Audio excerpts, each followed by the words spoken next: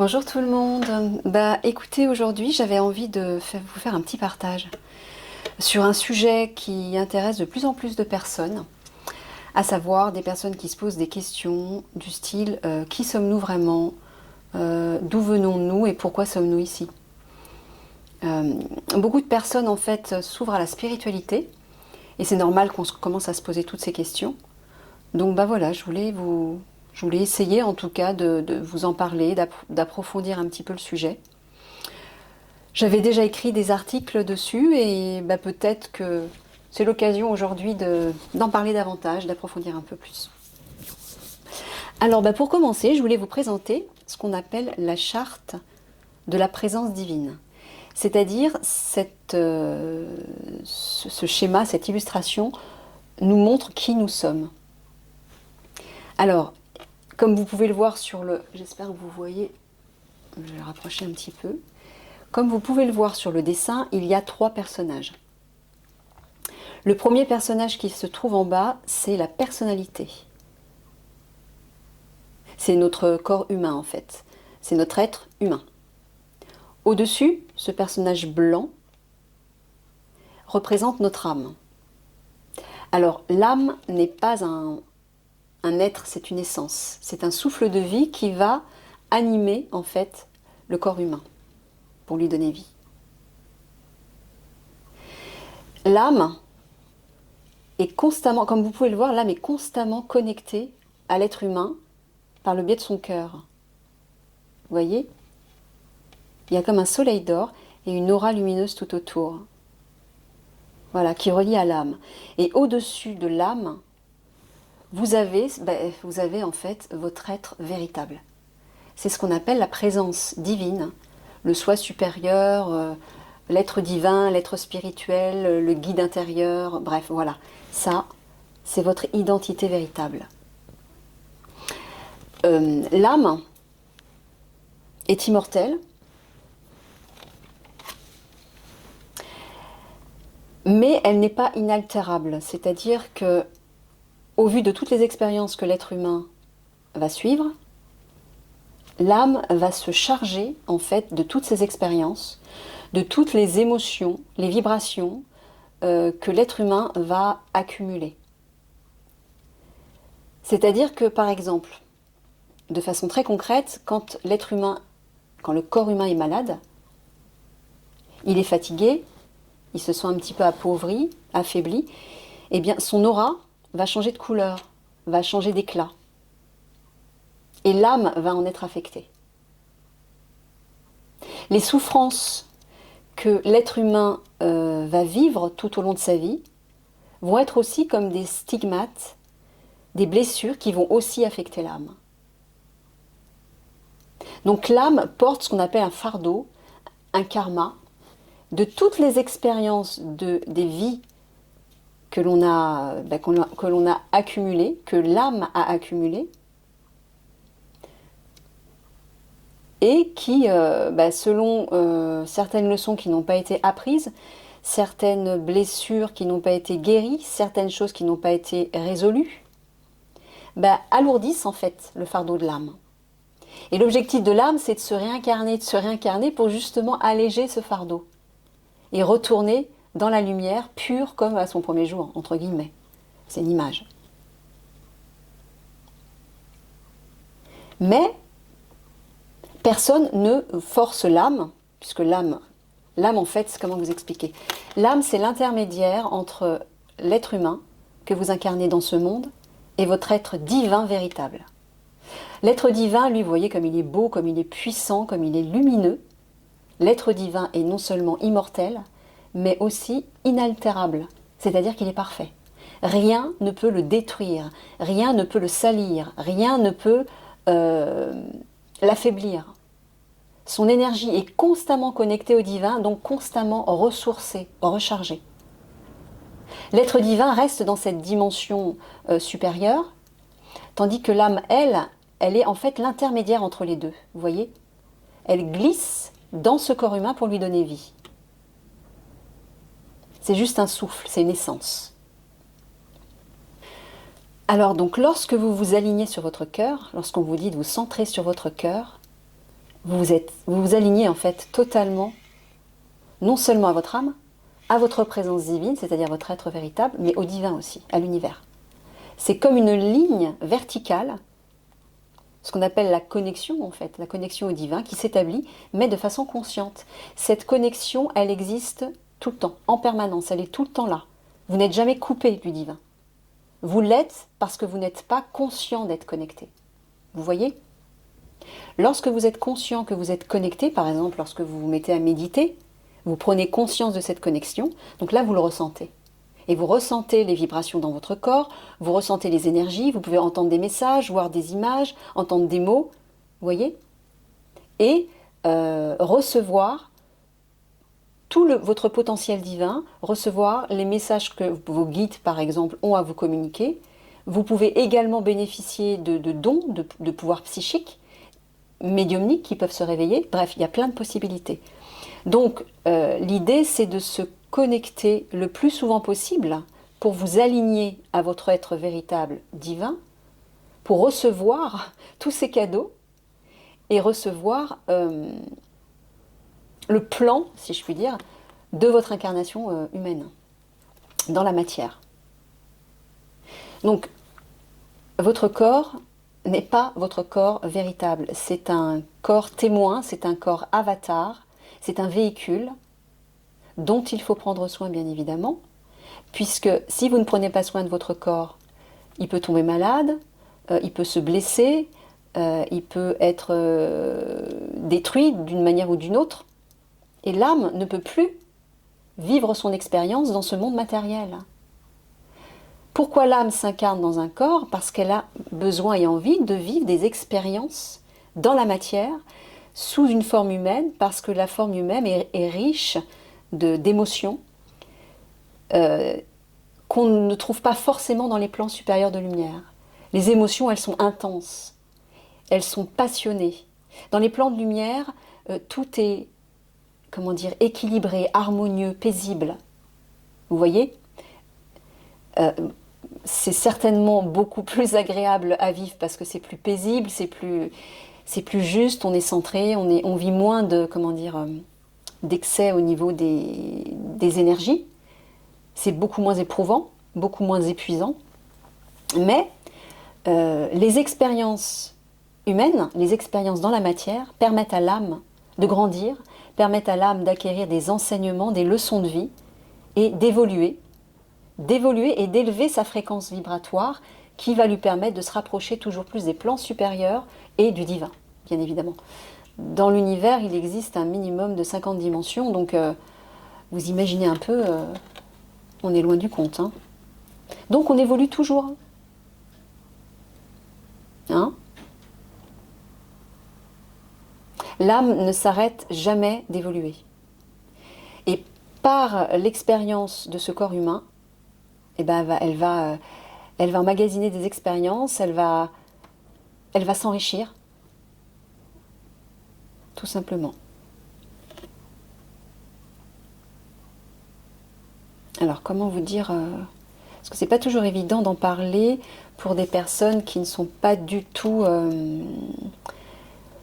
sensibles ou sensibles au sujet et qui ont du mal à comprendre un petit peu ces dimensions. En tout cas, vous voyez un peu la beauté, la splendeur de cet être divin que vous êtes en vérité. Ça, c'est votre véritable identité. Donc, plus vous allez vous identifier à cet être-là, plus vous allez vous transformer positivement, vous allez élever votre fréquence vibratoire, vous allez vous alléger, vous allez attirer le meilleur en fait. Hein. Vous allez devenir le meilleur, donc vous allez attirer le meilleur dans votre vie. Parce que si vous vous identifiez à cet être qui est limité dans la matière, qui souffre dans la matière, qui meurt dans la matière, hein, votre vie sera limitée. Votre conscience sera limitée. Donc l'idée, c'est de prendre conscience de qui vous êtes vraiment, de vous aligner, de vous connecter le plus souvent possible à cet être lumineux et divin pour en prendre de plus en plus conscience et pour recevoir les fameux cadeaux dont je vous ai parlé, les messages, etc. Tout ce que vous avez besoin de savoir pour avancer sur votre chemin, que votre âme et votre être divin ont tracé pour vous à l'avance, même si vous avez quand même un libre arbitre. L'idée, c'est de... Oui, c'est de vous identifier au meilleur de vous-même, à votre grand potentiel divin. Donc, alors vous pouvez le faire par la méditation, vous pouvez le faire par la méditation consciente et... Par exemple, quand vous vous baladez dans la nature, vous pouvez tout en marchant méditer. C'est-à-dire, vous sortez de votre tête, hein, vous restez, au lieu de rester enfermé dans tous vos soucis, votre tracas, tout ce qui vous turlupine, je vais le mettre là, vous le verrez peut-être mieux, vous vous déconnectez un petit peu de votre mental et vous observez tout ce qui est autour de vous, vous laissez tout ce paysage, tout ce décor vous atteindre par le biais de vos sens, par le biais de votre peau aussi, hein. Essayez de ressentir la vie autour de vous, mais à l'intérieur, qui rentre à l'intérieur de vous. Ça, c'est une façon de méditer aussi. Vous pouvez le faire en écoutant de la musique. Vous pouvez le faire en regardant une bougie. Il y a plein de façons en fait, de mettre de côté le mental pour vous centrer sur votre cœur, sur votre être véritable, connecté à votre âme et à votre être divin. Et là, dans cet état-là, vous allez recevoir, vous allez avoir non seulement des prises de conscience, on va vous envoyer des messages sous différentes formes, vous allez sentir même une sorte de légèreté dans votre corps. Ça va vous permettre aussi d'améliorer votre santé, d'attirer l'abondance dans votre vie. Enfin bref, quand vous vous connectez à ce potentiel divin, toutes les portes s'ouvrent, le meilleur arrive vers vous, parce que vous êtes tout simplement dans une dimension élevée, vous êtes dans des vibrations hautes, et à ce niveau-là, il ne peut vous arriver que le meilleur. Hein. C'est-à-dire que quand vous êtes dans ce niveau de fréquence vibratoire, tout ce qui est négatif, tout ce qui est propre au monde 3D, au monde matériel, et qui vous tire vers le bas comme des énergies destructrices, hein, des énergies négatives, que ce soit des personnes, des événements, ou des sons, des odeurs, je ne sais quoi, tout ça, ça ne vous atteint plus. C'est-à-dire que ces énergies-là fuient devant vous. À la rigueur, même, vous ne les croisez même plus sur votre chemin. Vous ne risquez même plus de les croiser. Parce que c'est comme s'il y avait un décalage au niveau de la dimension dans laquelle vous êtes. La dimension 3D, la dimension 5D, hein, c'est le minimum des dimensions de lumière. 5D, 6D, 7, 8, ça va très loin après. Hein. Donc la première dimension de lumière, c'est la 5D. Donc lorsque vous êtes en 5D, vous n'êtes plus atteint par tous les méfaits, si je puis dire, tout ce qui est nocif, tout ce qui est toxique dans la 3D. Vous êtes protégé. C'est extraordinaire. Mais le plus difficile, bien évidemment, c'est de parvenir à rester connecté en conscience. Je dis bien en conscience parce qu'on est tout le temps connecté à notre être divin. Mais on ne le sait pas forcément. Enfin, il y a beaucoup de personnes qui ne le savent pas. L'idée, c'est de l'être en conscience. Parce que quand on est conscient des choses, on peut agir consciemment et transformer la matière. Alors, quoi vous dire d'autre ? Donc, nous venons tous de cette source de lumière, hein, de l'univers, la source divine, comme on l'appelle. On vient d'un berceau de lumière, d'un foyer de lumière, où là, évidemment, tout est semblable à un paradis. Je ne sais pas comment l'appeler, mais ça ressemble à un paradis, oui, on peut dire ça comme ça. Tout ça pour vous dire, en fait, que lorsque une âme quitte la matière, c'est-à-dire par la mort physique, bien évidemment, les personnes qui restent sont les personnes qui souffrent. Si le fait de vous dire que la mort n'existe pas dans l'absolu, ça peut vous rassurer, alors je vous le répéterai, parce que la mort n'existe pas. La mort existe dans la matière, dans ce monde 3D, puisqu'on est dans un monde physique, un monde de concret. Donc forcément, la seule façon de quitter cette terre, c'est par la mort physique, hein, ou en ascensionnant avec son corps. Et ça, c'est encore une autre histoire. Comme l'ont fait les grands maîtres spirituels, comme Jésus, comme Marie, il y en a plein. Il y a plein de maîtres ascensionnés, qui qui ont... Je ne vais pas vous parler des maîtres ascensionnés parce que ça va être peut-être plus complexe pour le moment. Je ne vais pas trop, trop vous encombrer l'esprit avec tout ça. Vous voyez, hein, je pèse mes mots, j'essaie de les trouver parce que c'est pas toujours évident de l'expliquer à des esprits qui sont plus rationnels et qui sont peut-être moins ouverts à tout ça, qui ont peut-être du mal à comprendre. Donc j'essaie de peser mes mots. Mais donc voilà, lorsqu'une âme, lorsqu'un proche s'en va, le conseil que moi je pourrais vous donner, c'est laissez-le partir, acceptez qu'il parte, parce que en pleurant, bon, vous avez le droit de pleurer bien évidemment, hein, ça, libérez vos émotions, mais ne l'empêchez pas de partir, ne refusez pas de faire le deuil de cette personne. Parce qu'en refusant de faire le deuil de cette personne, vous l'empêchez de trouver le fameux tunnel de lumière qui va le ramener au foyer originel, qui va le ramener dans la lumière. Et là, l'âme risque d'être bloquée dans la matière, mais dans une autre dimension, la fameuse 4e dimension. La 4e dimension est une dimension instable dans laquelle on ne peut pas vivre, où se situe l'astral, le monde de l'astral. Alors il y a le haut astral et le bas astral. Le haut astral, alors l'astral en général, c'est le monde des esprits. Hein. Donc d'une manière globale, lorsque l'âme est coincée dans la matière, parce qu'elle n'a pas trouvé le chemin de lumière, parce qu'on l'a empêché, même inconsciemment, on l'a empêché de partir. Donc il est très important d'accepter de faire le deuil d'une personne, pour permettre à l'âme de ce proche de retourner dans la lumière, de retrouver le foyer originel en fait. Parce que lorsqu'une âme est coincée dans la matière, mais vous imaginez, c'est comment dire, c'est un cauchemar pour l'âme. C'est un cauchemar parce qu'on est coincé, on est coincé dans un monde dans lequel on ne peut plus vivre. On est dans l'invisible, mais toujours coincé dans ce monde 3D. Donc c'est pour ça qu'il y a ce qu'on appelle des esprits frappeurs, je ne sais pas trop comment on les appelle. Mais il y a des personnes, il y a des médiums qui les voient, qui les entendent. Hein, c'est réel, les entités, elles existent bien évidemment. Mais ces âmes restent coincées dans la matière parce que on ne les a pas aidés à trouver le chemin, le tunnel de lumière. Donc pour éviter que ces êtres soient coincés et souffrent, hein, il y a une grande souffrance de toutes ces entités, donc acceptez de faire le deuil d'un proche, d'une personne qui part, et soyez confiants par rapport à ça. Je bois un petit coup parce que... Soyez confiants par rapport à ça. Ces proches vont être guidés, vont être protégés et seront bien mieux là où elles sont. Dans la lumière, on est dans notre univers originel.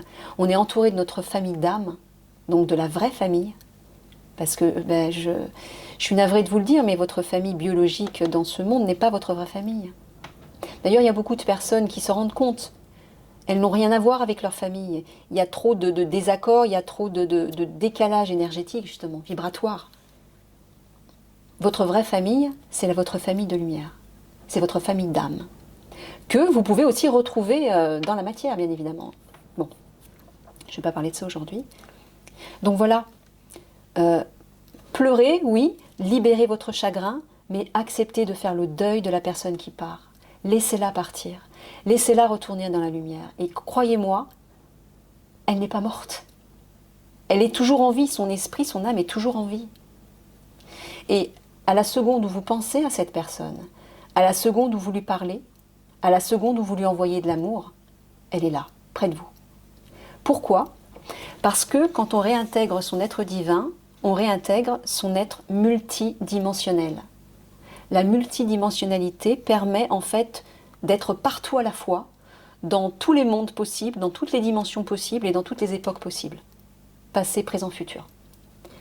Donc c'est-à-dire que vous pouvez être à la fois dans un monde, à une époque, et vous pouvez aussi vous trouver dans ce monde-là, à une autre époque.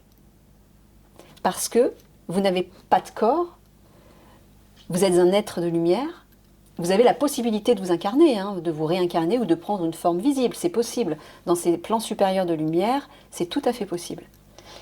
Mais en restant dans une essence, dans une vibration de lumière, vous pouvez aller où vous voulez, vous n'êtes pas enfermé dans une forme. Donc à l'instant où vous appelez une personne, elle est là près de vous. Et c'est pas parce que vous ne la voyez pas, que vous ne l'entendez pas ou que vous ne pouvez pas la toucher ou même la sentir, qu'elle n'est pas là. Je vous rappelle que vous avez un pouvoir créateur à l'intérieur de vous. La pensée, la parole et le sentiment. Utilisez-le pour manifester ce que vous souhaitez. À partir du moment où vous décidez de penser à quelque chose ou à quelqu'un, cette personne ou cet être est là près de vous. C'est comme ça d'ailleurs qu'on communique à distance par télépathie avec certaines personnes. Des âmes qui sont très proches l'une de l'autre peuvent communiquer par télépathie, à distance, par le cœur. Voilà, je vais m'arrêter là parce que ça fait déjà pas mal. Je ne vais pas vous encombrer la tête avec tout ça. Voilà, ben j'espère que... Je ne sais pas si j'ai été très claire. J'espère que ça vous aura donné des informations intéressantes. Et puis, si vous avez des questions, n'hésitez pas à me laisser des commentaires. Voilà. Voilà. Eh bien, je vous fais de gros bisous. Et puis, je vous dis à bientôt. Prenez soin de votre cœur et de votre âme surtout.